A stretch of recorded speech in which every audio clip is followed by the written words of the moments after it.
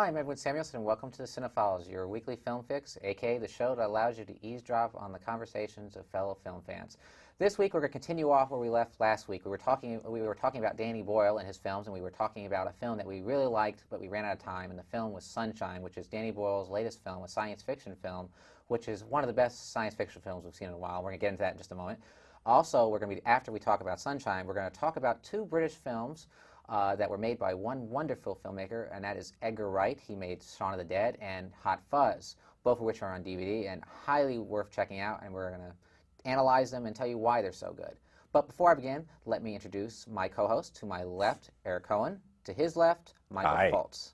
And today, I did call you host. Thank you. But let's get on with it. And also, I want to say Jeff could not be here today, but we love you, Jeff, wherever you are. He's here in spirit. Yes, he is. And also, I wanted to say two quick things. I want to thank our crew. Our show would not be the way it is, as good as it is, without Gloria Messer and George Sortorellis. Yes. Thank you. Yes, Thank you, guys. very much We really so. want to acknowledge you guys. Thank you, George, especially, for staying a little today. Also, I want to tell you, please look at the dates. They'll be posted in a minute. We have a few more live shows coming up. We did some recently. They turned out wonderful, thanks to you guys, and we want to make this a bi-monthly occurrence. So if you call in, we'll keep doing them. So the dates are there at the bottom, and please call in. Also, check out our websites for more info on the dates if you missed them, or you want to see more get more information on the show, or see some shows you missed. All right, well, guys, I'm excited. This Sunshine, just speaking about it, just makes me have so much enthusiasm. When I saw this film, I saw it opening day because I read a lot about it in magazines. Unfortunately, screw Fox, 20th Century Fox, because they did not, there's no ads on TV. There's no real coverage. Terribly promoted. I cannot believe the coverage. Gee, a Rupert Murdoch vehicle doing a poor job at something? You think, surprising, what's so crazy. Funny, what's so funny is that you have Fox TV, you have the newspaper, and there's no ads for this thing, really. I mean, there is. It had a live internet. Yeah. Exposure, and I think they're trying to push that kind of thing, but it is sad that it hasn't gotten the. I don't know why they're not promoting this more, because the only thing I could think of is like, oh, it's too visceral, or oh, it's too, it's too intelligent, if you ask me. You know, but it's really, people go out and see this film. It's the best science fiction film in years. Please support it. I mean, it's really smart. Great. It's great. And it's been really not giving. It has not been given a very fair read by some critics out there. It's gotten some good reviews. AM New York, which is here in New York, gave it 4 stars. Richard Roper, who I normally agree with a lot, he didn't like it because he felt the last third became like the slasher film, which I completely disagree with. And Manolia Dargis, who is god-awful, and the Gray Lady should do something about her, said there's a boogeyman that appears in the film, but he really doesn't do much for the plot or doesn't do anything. Yes, Manolia only changes the complexion of the story completely, but I guess in your opinion that doesn't mean much. But she did give it a good review. It was a weird review that he said he was too... And The Village Voice gave it a really good review. She gave Danny Boyle a backhanded compliment by saying he was too clever at times. The unanimous consensus is that it's a beautifully directed film. It is an intelligent film. It's a well-acted film. There's just a lot of dissension about it due to its last 15 minutes or so. And I was prepared, you know, to maybe have the same impression when I saw it. And I was actually surprised by how bothered I wasn't by it, actually. I thought Boyle made it work somehow. Well, when I saw the movie, when I originally saw it, I thought it was going to go in one direction. And it didn't go that way. And I was surprised, but yet I still liked it. And then all of a sudden, it went that way, and I was like, whoa, this is a nice surprise. You know why our show is different? Because we don't give a damn if you've seen the movie or not. We want you to go see it, but spoiler alert, let's go. Edwin, what direction did you think it was going to go in? I want to know. I want to know. Well, I'm not going to spoil it because I'm not. Some people haven't seen it, and I really want them to see it. But what direction, without giving away too much? When I saw it, I thought there was going to be like massive, kind of like, I guess you could say, I thought it was going to be Shallow Grave in outer space. You know, people from the insanity going crazy and killing each other because there's a point in the movie which this is not giving away. There's so many people on board the ship, and the more people on board, the less chance they have of living. I thought someone would go nuts and start killing everybody just to get them off. Well, you should explain that because of the way the ship is built, the life support systems. I mean, there's some episodes. It reminds me of an old Twilight Zone episode from the 80s where a person is told that that they're too heavy to land, and they have to get rid of 20 pounds. So the person gets rid of everything on the ship, but they're still 20 pounds overweight. And so there's the a lady has there's to a cut off her stowaway. legs. Yeah, that's a famous. She has to cut off her legs, but instead,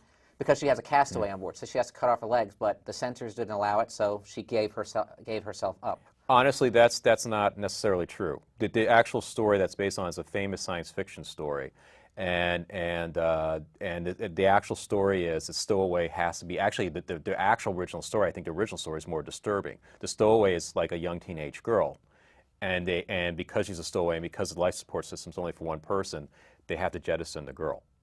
And now there's been all this controversy about the science behind that. Okay, if this is the future, why wasn't there a sign to warn this girl that that's the case? And but the point taken. You hit upon the point. This is what I love about Sunshine, and this is why you got to see it. And this is why it's intelligent science fiction, not stupid fantasy science fiction. You have a scenario where these characters are completely expendable, and they know it. They're there for a much bigger mission, and that is to save the Earth. And what I love about this, I don't think they know it from the beginning, though. No. They do know, and this is why. Because every decision they make, they understand not only they're expendable, but they're expendable by priority. And they know that if they're in a situation, they know that this guy has to survive long enough. They understand that. And usually when you have films like this, you have the one character that's going mad from being out in outer space and ruins it for everybody else. You have the one person who chickens out. You have the other person who's just like the female sexy love interest. And this film, there might be one character that has one moment where they question what they're doing, or another character might have another moment where humanity comes through and they know that it may be that they have to sacrifice for the common good, but they still can't quite bring themselves to do it.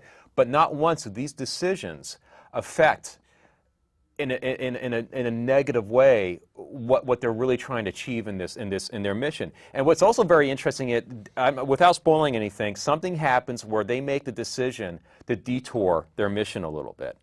And one of the characters argues that... Well, that's not spoiling anything. Explain it. Well, just basically they have to, the long and short of it, one of the characters makes the argument that they're actually ruining their mission and it's going to make it worse for them if they detour it.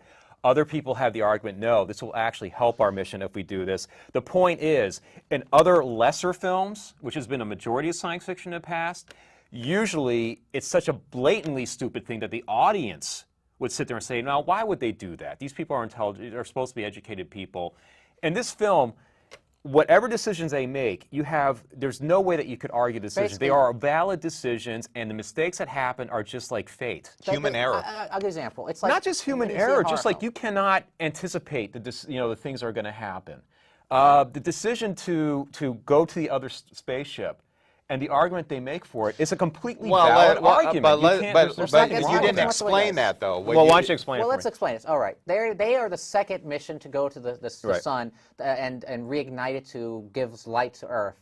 And no. They have to drop. The sun is dying. They have to drop a nuclear bomb into its heart, and the nuclear bomb is going to cause the chain reaction to reignite the sun. And it's all theoretical, which was the most important thing. Right. And as they come along, they actually get a beacon of the original ship, which was sent 7 years earlier. And I thought, of course, this is just like Alien. That's why it could be like Alien or Event Horizon. Yeah, that's what I thought. See, to me, it reminded me a lot of Event Horizon with this other missing ship. That's why I kept thinking of that Event Horizon. Or even Solaris. And it went to this ship, and of course, I thought everyone's going to go crazy because there's some mistress bacteria or someone goes crazy. It does not go in that direction, which I like. Then all of a sudden it goes into directions like, whoa, I didn't see this coming, or I did, but I didn't think it was going to go this way. Well, anyways, the point I was trying to make is they make this decision. They find they get the signal from this old ship, which they didn't expect to get, and they make this decision to actually go to that ship rather to continue on their course to the sun. Now, what I liked about this film is the decision to do that was extremely valid. It's well argued. And well explained. Right. It's not a convenience for the script It's that. not like one of those old horror movies where the woman gets the gun, she knocks the guy unconscious, goes, oh, he's dead, when she could just blow his brains Even when out. later on, when it has tragic consequences, when one of the characters points out, it's all your fault that we had to do this because you had to make that decision whether or not we do that, you still sit back and say, yeah, you have a point, but at the same time, it's not really his fault because they had a valid reason to go there. It was well argued, and that's what I liked about this film. Everybody had an intelligent 2 cents to put forth. There was no stupid convenience for the script to get them from point A to point B. It was all very well But I mean, the whole fate of the film was because they shift the coordinates of the film or of the ship to go to the other one. That's where the little bit of human error that I brought up earlier leads to this gigantic catastrophe, and then it sets the wheels in motion. But the response to that, though, was unexpected. It was an intelligent response. The character who made that decision realized he fucked up. Everyone else was like, okay, you fucked up, so what do we do now? Yeah. And that's why I say what I was impressed about the film is that these people realize that they're pretty much expendable when it comes to the big picture of what they're doing. Because of what you're explaining, I have to give credit to Alex Garland, the screenwriter. Yes. He's the one that came up with 28 Days Later, that story behind that, and he comes up with another science fiction He also gem. did The Beach. It was his novel. Oh, really? The Beach was his novel. Oh, well, once again, the guy keeps following suit. But I was just sitting there watching this film going, Alex Garland has a beautiful imagination. I mean, and he writes things with such a wonderful, I mean, as the film starts out, the ship's psychologist, now you think, other than like Star Trek, what science fiction film about a starship throws a psychologist into it? And to make the psychologist a junkie for sunlight. I mean, this guy is fascinated by sunlight. But what's beautiful about Cliff that Curtis. is that it ties into the big ending. Yes. You could see that, this other character that comes in without spoiling too much. It ties that in. And I love why that character. Way, I think the way that character is handled is phenomenal. I don't want to get too much into it because Which it's a character? spoiler. We don't want to get into Great cast in this movie. Everybody's international Michelle cast. Yeoh. Wonderful. Wonderful. From top to bottom. Chris Evans is great in this. Yeah, and I don't even like him in the other films I've seen him in. He's terrific in this. Yeah. He was in Fantastic Four as Johnny Storm. And what's great about this film, too, if you've seen all these similar science fictions beforehand, Danny Boyle kind of sets you up to think there's these cliches being presented. You have the psychologist on board, and traditionally in other science fiction films that are similar, that's the guy who usually goes crazy first, And then you kind of wondered about him, too. And the because Chris Evans character, they set you up to think he was like this slacker fuck-up, and he winds up being the most assured. He's the smartest one on the ship. He turns out to be, yeah. Other than the captain. Well, Right. I want to give credit to one more thing here because we got to go on and talk about other Yeah. films. I want to say Great film. this is one of the probably if you love 2001, it's in that similar seriousness. This actually reminded me a lot of the Andromeda Strain. It does. It's a lot like In a lot of Andromeda ways, Strain. too, It reminds because of the science. You know what it is? It takes a lot from Andromeda Strain, 2001, Alien, Event Horizon, all these great Solaris, great science fiction films, 2010. and brings new life into it. And let me tell you, it's really sad. I was heartbroken when Danny Boyle said he'll never do another science fiction film because of the stress and the strain on him. The special effects, he said, were very tough on him. The special effects were worth it because most of them are not CGI. Visually, it's They're all beautiful.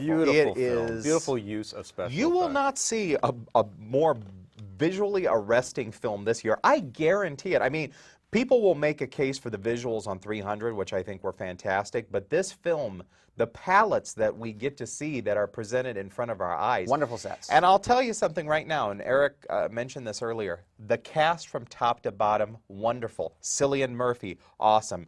Chris Evans, a career-making performance. Rose Byrne, Benedict Wong, Michelle Yeoh, of course. Michelle Yeoh, Cliff Curtis. I forgot who's the American actor that played the second in command. I forgot his name. Who does fear? This guy got scared in the film, and he conveyed it so well. Instead the of going, panic and the fear. He was the closest thing to the script construct of having a character panic and potentially ruin it for the rest of the crew.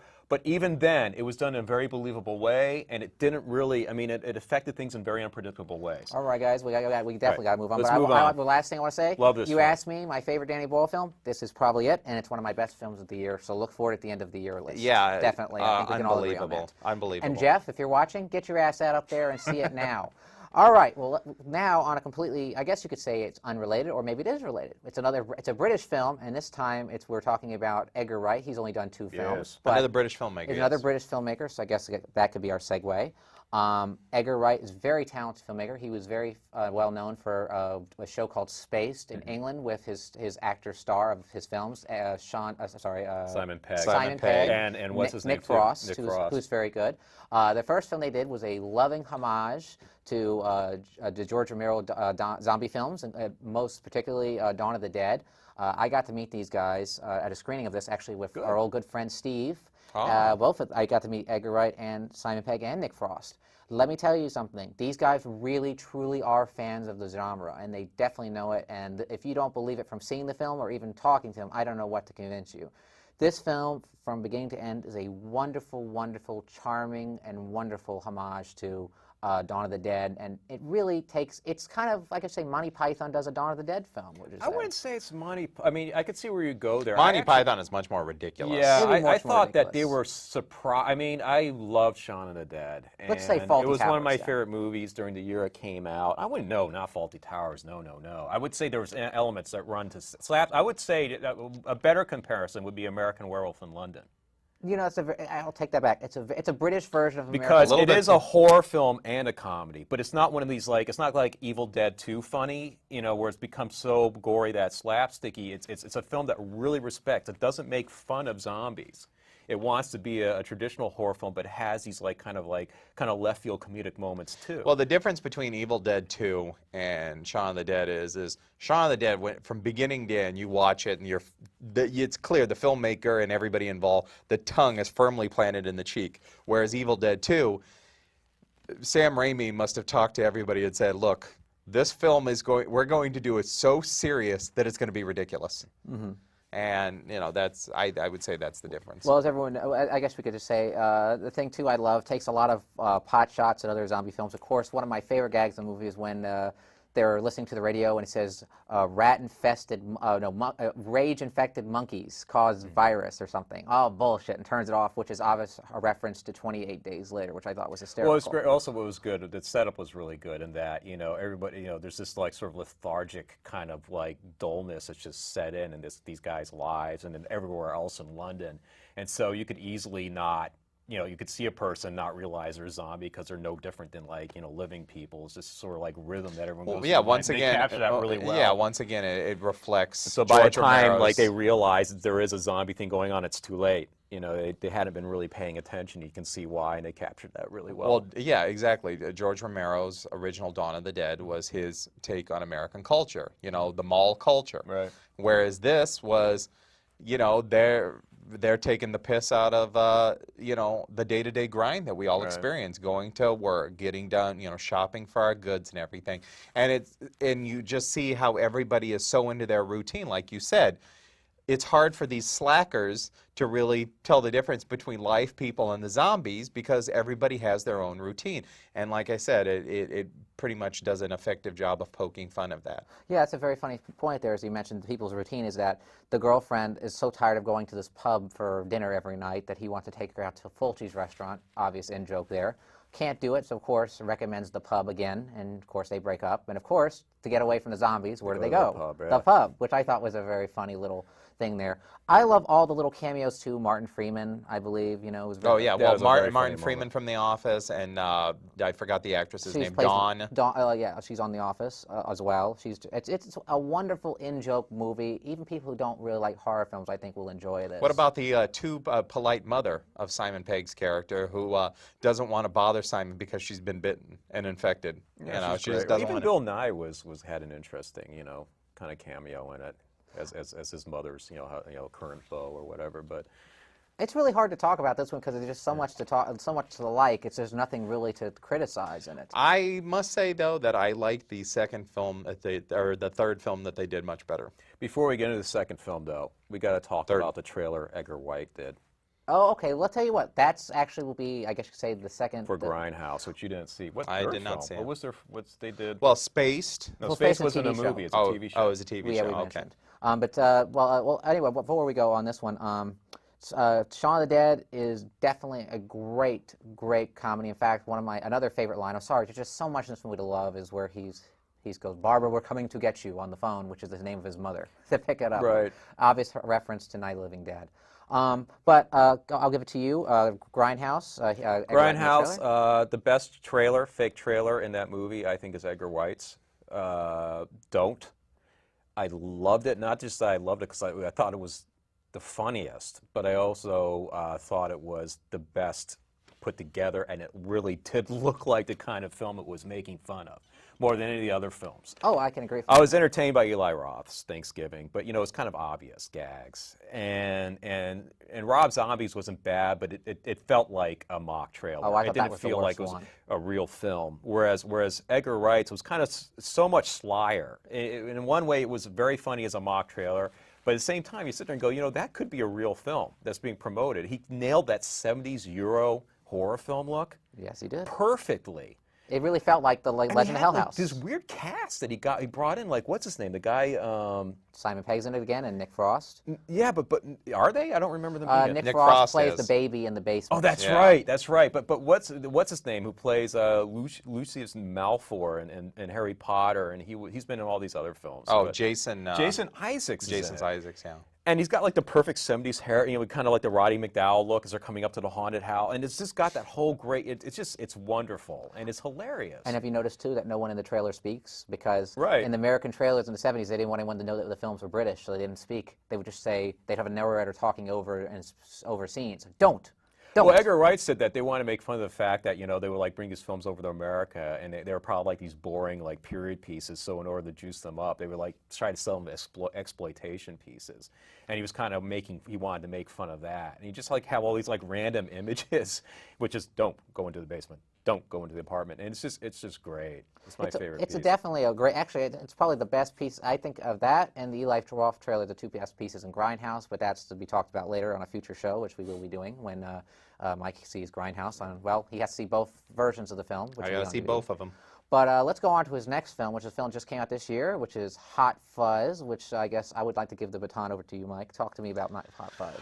I say, this is probably one of maybe the funniest movie of the year. I mean, it's got some competition. I mean, Simpsons movie, Knocked Up. I mean, we had some quality comedies this year, but Hot Fuzz was. I wasn't sure about the premise. I read the premise first, and I thought, this has got to be done well, or otherwise it's going to be terrible. And I watched it, and I tell you, there was so many loud guffaws and belly laughs that I experienced during this film. But it's basically Simon Pegg and Nick Frost and Edgar Wright, the director, once again making fun of and poking fun of the Hollywood super uber action films of the mid to late 80s and early 90s, such as Point Break, Bad Boys, Bad Boys 2. What movie's going to reference Bad Boys 2 and Point Break? You got to give it credit. Yeah, to I that. And make mean, bloody awful films. I mean, Well, bloody awful I do films. like Point Break. I'm sorry. Guilty It's an as awful charged. film, but you can like Damn it for it's entertaining. like it's cheese factor. But I mean, they completely send it up, and they do it in such an intelligent way, and it is so funny. And Simon Pegg plays this ultra serious cop that's moved out of London, brought into the countryside, given nothing to do except chase geese and hassle teenagers out of the pub because they're drinking underage. And then he discovers this conspiracy going around this little hamlet that he's in charge of. And I got to tell you, the cast is amazing. And Timothy Dalton, Jim Broadbent, Edward Woodward, Billy Whitelaw, Billy Whitelaw. Billy is Whitelaw, wonderful. who's wonderful. There's somebody. Stuart Wilson. And we got to give credit to, you know what's so great about this movie? I mean, Patty Considine. Yeah, Paddy Considine, one of my all-time favorite actors. So funny because he has that wonderful line like, murder, murder, murder. the one thing I have to say, though, I thought Shaun of the Dead was a really good movie, and I like it a lot, but Hot Fuzz is better because you know why? It's a better made movie, and it has a really, really smart script for a comedy. I mean, it was a really good script. From What I beginning also to end. like about, I love Hot Fuzz. It's one of my favorite. Actually, I saw it before it came out here, so I saw it. It was one of my favorite movies from last year. So I saw it in October of last year. So, But the thing is what I love about Edgar Wright and the whole team that works with him is that as funny and ridiculous as both Shaun of the Dead and Hot Fuzz get, there's always this grounded in reality aspect to it, where the characters are not caricatures. Like the Simon Pegg character is basically the best cop ever, and he's so good that's pissing off Scotland Yard. That's why they send him to this like small town to kind of like exile him. But he's a believable character. That's It's not what like I'm a saying. Clint He Eastwood does believe type it. or anything like. He just happens to be really good and serious about his job. And he sells being the tough cop. I believed it. And in parts where he's tough, but it wasn't overdone. Overkill. He wasn't trying to parody Clint Eastwood. He wasn't trying to parody, you know, those kind of types. He was just playing this guy who just happens to be really good, and he doesn't really have much of a social life, you know. And Nick Frost was great. He's a cop's cop. And Nick Frost was great as a guy who idolizes him, you know, and it's just... Well, he idolizes him because he recognizes this guy as a cop's cop, and he's also grown up on all this cheesy Hollywood action stuff. But in a believable way, not in this like overly done caricatured way. And well, yeah, he's not ridiculous. He's a little dim. But I don't know if he's dim, but he's more naive. But then, when halfway through the film, when he starts turning the tables on the cop's cop and starts teaching this guy how to be a better cop through these movies, that's genius. That's genius. One of my favorite scenes of the movie is where it's at the very end where the person, he's talking about a scene from Point Break, and he's talking about shooting his gun in the air, and then he actually is in that same scene and recreates the scene. I nearly died laughing. Watching, yeah, I mean, that's a combination because you get to see Jim Broadbent jumping hedges. Oh, or supposedly jumping hedges. I just love that scene where. But then when the whole town turns out to be in on this thing and they pull out the, I mean, it gets outrageous. It's very. Paul Freeman is the priest, the local priest, Paul Freeman, who was in the last A Good Sunday, and he was Belloc. But don't you think that the whole conspiracy also, especially when they broke out the robes, was very Cobra-like with Sylvester Stallone? With it was very Cobra. It was also very kind of Wicker Man-like. Well, that's why they cast Edward Woodward, as a little gag. I think I really love that it spoofed the Wicker Man in a way. And I'm gonna tell you, the violence in this movie. Oh my God! I thought people were talking about It's very much like Evil Dead 2, the over-the-top gore. It's very violent, but it's also very, like that last bit with Timothy Dalton. But it's not mean-spirited. How he gets his comeuppance. It's not mean-spirited. It hurts, but at the same time, it's very funny. And we want to admit, it's not mean-spirited violence. It's very funny, over-the-top violence. Oh, I mean, oh, geez, there's this scene where, I could sit and talk about the scenes till we ran out of time, but we got tons of time. But there was this. I just love that.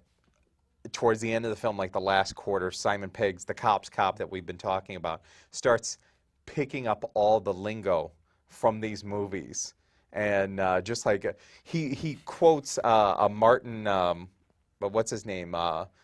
The guy from Bad Boys 2, Martin Lawrence. Martin Lawrence. He actually quotes Martin Lawrence in the thing. I thought you said we had a ton of time. What the hell? I thought we did. Well, let's just say the shit has hit the fan. All great films. See Sunshine in the theater. Rent Hot Fuzz and Rent Shaun of the Dead. Edgar Wright is a talent to behold, and we thank Danny you for Boyle, keep the good work to see up. what Edgar Wright does next. And I can't wait to see what Danny Boyle does. And tune in for our our live shows and check out our websites. God bless you, Danny Boyle. Until next God week. bless And you, I can't Alex wait to see Gardner. what Michael Foltz does next. Flex his muscle. That's U.S. Steel there. You and your sassy hair, man. Let me tell you. Oh.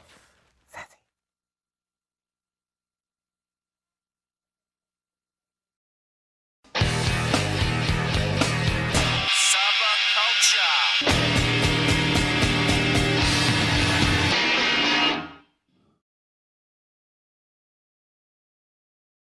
Also, check out our websites for more info on the dates if you missed them, or you want to see more get more information on the show, or see some shows you missed. All right, well, guys, I'm excited. This Sunshine, just speaking about it, just makes me have so much enthusiasm. When I saw this film, I saw it opening day because I read a lot about it in magazines. Unfortunately, screw Fox, 20th Century Fox, because they did not. There's no ads on TV. There's no real coverage. Terribly promoted. I cannot believe the coverage. Gee, a Rupert Murdoch vehicle doing a poor job at something? You think surprising? What's so crazy. Funny, what's so funny is that you have Fox TV, you have the newspaper, and there's no ads for this thing, really. I mean, there is. It had a live internet. Yeah. Exposure, and I think they're trying to push that kind of thing, but it is sad that it hasn't gotten the. I don't know why they're not promoting this more, because the only thing I could think of is like, it's too visceral, or it's too, it's too intelligent, if you ask me. But it's really, people go out and see this film. It's the best science fiction film in years.